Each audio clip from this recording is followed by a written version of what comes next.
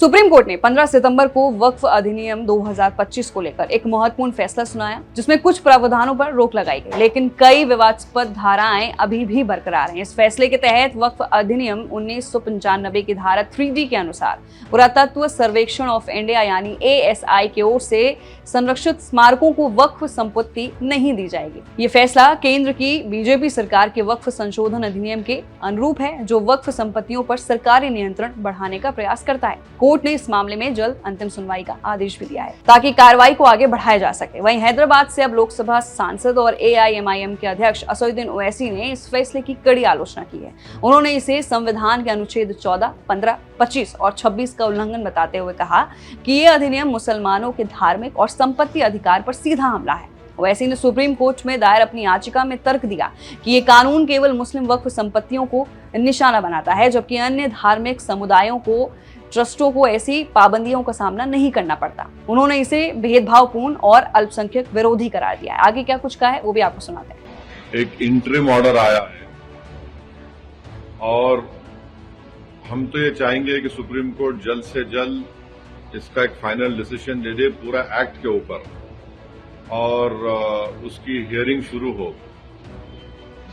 मेरी राय में, मेरी पार्टी की राय में यह है कि ये जो इंटरिम ऑर्डर आया है, इससे जो कानून मोदी सरकार ने बनाया है, मोदी गवर्नमेंट ने बनाया है, NDA ने बनाया है, इससे वक्फ प्रॉपर्टीज का तहफ्फुज नहीं होगा, प्रोटेक्शन नहीं होगा और एंक्रोचर्स को रिवॉर्ड किया जाएगा।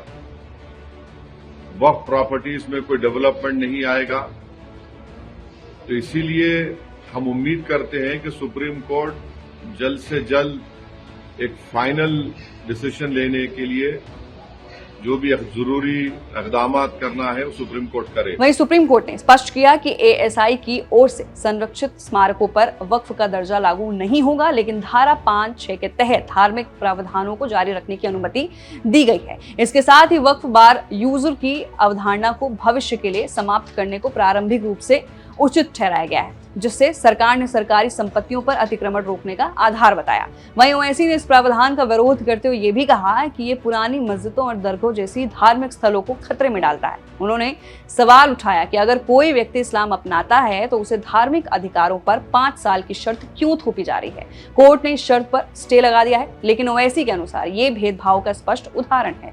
कोर्ट ने कलेक्टर की ओर से वक्फ संपत्तियों के सर्वे पर भी रोक नहीं लगाई, जो पहले सर्वे कमिश्नर के पास था। ये प्रावधान सरकारी हस्तक्षेप को बढ़ाता है। ओवैसी ने इस पर चिंता जताते हुए ये भी कहा कि कलेक्टर की भूमिका वक्फ बोर्ड की स्वायत्तता को कमजोर करती है। इसके अलावा वक्फ बोर्ड में गैर मुस्लिम सदस्यों की नियुक्ति को कोर्ट ने स्टे नहीं दिया, जिसे ओवैसी ने अनुच्छेद 26 का उल्लंघन बताया, क्योंकि ये मुसलमानों के धार्मिक मामलों में बाहरी हस्तक्षेप को बढ़ावा देता है। वक्फ पंजीकरण की अनिवार्यता को भी बरकरार रखा गया, जो पुरानी वक्फ संपत्तियों को खतरे में डाल सकता है। वहीं वक्फ बोर्ड के प्रबंधन को लेकर ओवैसी ने कई गंभीर सवाल उठाए। उन्होंने कहा कि केवल 7 राज्यों में ही वक्फ सर्वे पूरा हुआ है और बीजेपी सरकार वक्फ की आय बढ़ाने के बजाय उसकी संपत्तियों को कमजोर करने की कोशिश कर रही है। कानून में अतिक्रमणकारियों पर त्वरित कार्रवाई के प्रावधान कमजोर हैं और वक्फ चुनावों को स्थगित कर मुतवल्ली की नियुक्ति विधायकों या सांसदों के जरिए करने का प्रस्ताव बीजेपी के राजनीतिक दबदबे को बढ़ाता है। ओवैसी ने इसे वक्फ बोर्डों की स्वायत्तता पर भी हमला बताया। वहीं ओवैसी रुके नहीं। ओवैसी ने बाबरी मस्जिद का उदाहरण देते हुए ये भी कहा कि ये खुद एक वक्फ संपत्ति है और ये फैसला ऐतिहासिक धार्मिक स्थानों को प्रभावित कर सकता है। उन्होंने चेतावनी दी कि अधिनियम मुसलमानों की धार्मिक और सांस्कृतिक पहचान को कमजोर करने का प्रयास है। उन्होंने संसद में वक्फ संशोधन बिल को फाड़कर अपना विरोध दर्ज किया था और कहा था कि ये मुसलमानों की आस्था पर हमला है। ओवैसी ने जोर देकर कहा कि वक्फ संपत्तियां न केवल मुसलमानों की हैं, बल्कि सामाजिक कल्याण के लिए है, जो सभी समुदायों को लाभ पहुंचाती है। अनुच्छेद 26 के तहत वक्फ बोर्ड में गैर मुस्लिमों की नियुक्ति अल्पसंख्यक अधिकारों का हनन है। तो फिलहाल के लिए वक्फ बोर्ड कानून पर आए सुप्रीम कोर्ट के फैसले को लेकर असदुद्दीन ओवैसी ने अपनी पहली प्रतिक्रिया दी। वो शायद इस फैसले से खुश नहीं है, तो आपकी क्या राय है जरूर बताइए। मैं थी आपके साथ वंशिका सिंह और आप देख रहे हैं ABP लाइव।